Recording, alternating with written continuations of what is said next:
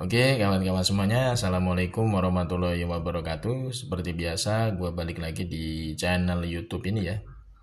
Oke, untuk kesempatan kali ini gue ingin sedikit membahas ya terkait dengan dugaan kasus ijazah aspalnya Mukidi ya. Ini lagi-lagi memang ada berita yang membuat kita tuh benar-benar semakin muak nih ya. Ngelihat tingkah laku Mukidi ini selama yang bersangkutan itu belum bisa diadili. Karena dari beberapa berita yang gue baca ya di beberapa media mainstream ya, Mukidi ini lagi-lagi melontarkan sebuah pernyataan atau statement yang bikin kita lama-lama tambah muak sama dia gitu ya. Jadi Mukidi kemarin itu ya, pas ditanya sama wartawan gitu ya, bagaimana tanggapannya dia ketika ada sebagian masyarakat yang menggugat ijazah anaknya itu si BLR itu ke Pengadilan Negeri Jakarta Pusat secara perdata.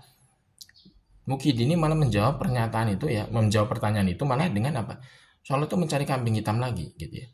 Soalnya dia itu mencari orang lain tuh dibawa-bawa terkait dengan permasalahan dia dan anaknya terkait dengan kasus ijazah aspal.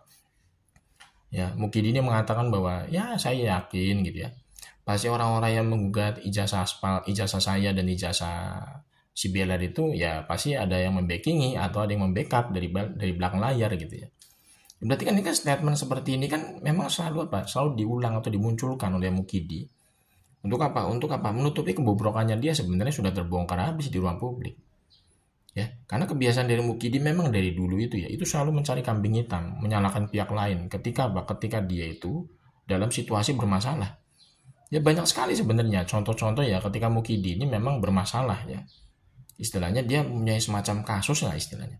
Ya, dugaan kasus, tapi dia itu membawa-bawa pihak lain dalam kasusnya supaya perhatian publik itu teralihkan dari kasusnya dia. Kemarin ya Mukidi ini mengatakan bahwa ya rombongannya Mukidi lah ya, orang-orangnya Mukidi mengatakan bahwa ibaratnya isu terkait dengan kasus ijazah aspalnya Mukidi ini pasti ibaratnya menjadi semacam ya orkestrasi lah. Ada yang mengorkestrasi, diantaranya adalah Partai Biru. Jadi soalnya itu Partai Demokrat itu ditarik-tarik atau dibawa-bawa terkait dengan kasus ijazah aspalnya Mukidi. Itu kan sebenarnya kan sudah menjadi semacam ya bentuk kepanikan ya. Karena kalau kita ngelihat memang Mukidi dan kroni-kroninya atau pembela ijazah aspalnya dia ini memang sudah dalam kondisi terpojok sebenarnya kalau kita ngelihat dalam fakta-fakta hukum ya. Kalau kita ngelihat memang sampai saat ini ya pihak Polda Metro ya itu belum bisa menetapkan tersangka dalam 12 orang itu. Ya diantaranya Bang Rismon, Roy Suryo, Dr. Tipa, ya, Rizal Fadila, Egy Sujana, teman-teman macam-macam lah ya. Ada 12 orang yang dilaporkan oleh Mukidi ke Polda Metro. Sampai detik ini pihak penyidik Polda Metro itu belum menetapkan tersangka satupun. Berarti kan ada keraguan-raguan dari pihak penyidik Polda Metro itu terkait dengan ijazahnya Mukidi itu. Kalau misalkan penyidik itu yakin bahwa ijazahnya Mukidi itu asli, pasti sudah ada tersangka dari kemarin setelah proses penyidikan. Sampai detik ini belum ada ya diumumkan tersangka satupun dari 12 orang yang dilaporkan itu. Berarti apa? Berarti itu menjadi tanda sebenarnya bahwa keaspalan ijazahnya Mukidi itu sebenarnya sudah diketahui secara batin oleh pihak penyidik gitu kan. Cuman memang di sini permasalahannya adalah ada konflik of interest.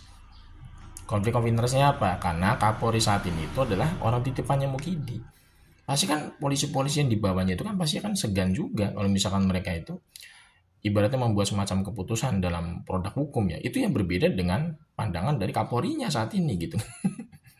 Makanya salah satunya adalah kuncinya ya untuk membongkar keaspalan ijazahnya Mukidi yang sebenarnya sudah clear terang benderang itu. Ya Kapolri saat ini harus diganti dengan orang lain yang lebih jujur dan lebih punya integritas ya. Kalau misalkan orang yang istilahnya menggantikan Kapolri saat ini ya, si Listio Sigit ini diganti sama orang yang lebih jujur, orang yang punya integritas, ini pasti akan berubah 180 derajat sebenarnya dari kasus ijazah aspalnya Mukidi ini. Mukidi ini bisa dibawa ke pengadilan. Justru malah laporan tim TPU di Baris Polri itu nanti akan hidup kembali. Naik ke penyidikan itu insya Allah. Dan laporannya Mukidi di Polda Metro itu nggak mungkin bisa berjalan. Karena apa? Karena belum ada pembuktian terkait dengan keaslian ijazahnya Mukidi secara hukum lewat putusan pengadilan. Tidak ada kan? Tidak ada satupun putusan pengadilan yang berkekuatan hukum tetap yang menyatakan bahwa ijazahnya Mukidi asli. Belum ada. Jadi nanti kalau misalkan Kapolrinya itu diganti ya sama orang yang jujur, sama orang yang punya integritas dalam penegakan hukum, gue yakin kok laporan di polisi itu akan berubah 180 derajat proses hukumnya.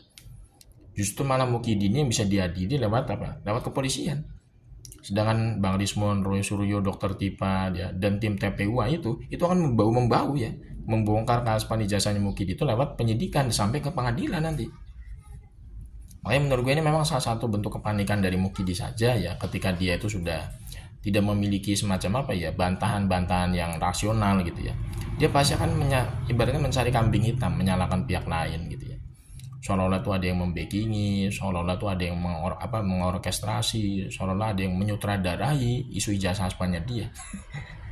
Padahal ya jujur aja ya, kita ini ya contoh masyarakat ya, masyarakat biasa itu tidak ada yang mendanai kita, tidak ada yang mengorkestrasi kita dari balik layar, tidak ada yang membackingi kita.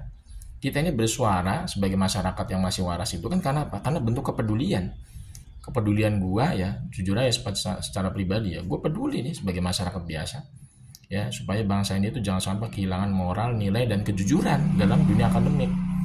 Karena kalau misalkan bangsa ini sudah tidak memiliki namanya kejujuran dalam dunia akademik ya, ini berbahaya juga bagi bangsa kita. Karena kalau misalkan dunia akademik saja sudah bisa dalam tanda kutip dimanipulasi ya oleh orang-orang seperti Mukidi ini, ya ini kan pertaruhannya adalah kredibilitas bangsa kita juga di mata dunia internasional. Bagaimana mungkin ya isu ijazah hasbanya Mukidi ini dibiarkan terus-menerus tanpa ada namanya proses hukum. Ya kan, ini bentuk kepedulian kita juga sebagai masyarakat. Kita menyuarakan kasus ijazah hasbanya Mukidi ini karena apa? Karena lewat hati nurani. Tidak ada yang mendanai kita, tidak ada yang membacking kita, tidak ada yang mengorkestrasi kita, nggak ada. Jadi memang ini menurut gue ya bentuk perjuangan dari masyarakat harus terus dijalankan ya terkait dengan kasus ijazah hasbanya Mukidi. Jadi jangan sampai istilahnya berhenti ya. Jangan sampai isu-isu yang lain, berita-berita yang lain itu menutupi kasus ijazah hasbanya Mukidi. Karena sebenarnya kasus ijazah hasbanya Mukidi ini sudah mencapai puncaknya sebenarnya ya.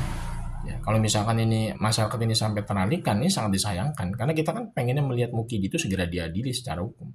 Nah, salah satu pintu masuk yang paling mudah adalah lewat kasus ijazah hasbanya dia gitu.